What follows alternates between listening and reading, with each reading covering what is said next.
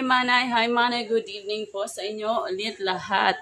So ngayon, ang lulutuin po natin is, ayan ang ating lulutuin for today, it's calamares. Ayan, meron po tayo dito calamares na nahiwa na, meron din tayong cornstarch, paminta, at all-purpose flour or harina. So ngayon, mag-i-start na po tayo guys gumawa ng ating calamares. Itong isa kasi guys, nilagyan ko siya ng yung parang spicy. Yan, para maanghang siya. Ito kasi gusto ko kasi maanghang. Itong kabila naman, hindi siya maanghang para dito sa junakis ko. Kasi ang gusto ng junakis ko is hindi maanghang. So, unahin natin piprituhin ngayon nung hindi maanghang kasi papapakin na daw niya. So, ganito lang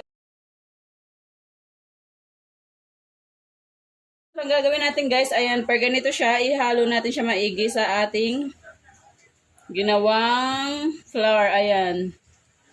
Haluin lang natin siya lahat guys. Tapos piprituhin na natin siya para... Actually, inintay ko lang uminit yung mantika guys para magpiprito na tayo.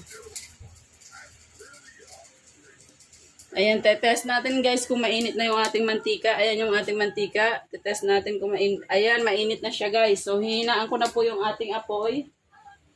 Ayan, magluluto na tayo ng kahit ilang piraso muna para makita lang natin. Titilamsik to guys. Takot ka pa naman ako sa mantika guys. So ayan, ready na tayo sa pagtilamsik niya. Ayan, ready na yung ating camera para sa pagtilamsik ng ating calamares. Ayan, maglalagay na ako ng calamares guys. Hinaan ko lang muna yung apoy kasi masyadong malakas. Baka mayari ako ng calamares na to. Ngayon, di naman siya guys tumilamsik. Okay naman siya. So far.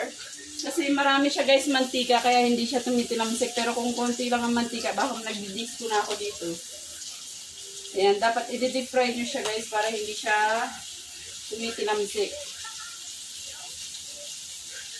And naggawa muna ako ng 5 piraso guys para kay Kyler dyan at gustong gusto na rin niya kumain. Hi guys, so ayan nga po, luto na yung ating calamares. Ayan, then naggawa po tayo ng sausawa na toyo with sibuyas. So ngayon po, simulan na natin kainin ng ating calamares kasama ang aking anak na makulit. Ayan. Nak, kain ka na daw. Ito yung dalawa. Pray muna daw tayo. Pray muna. Paano to pray? Dali, magpa-pray na dad.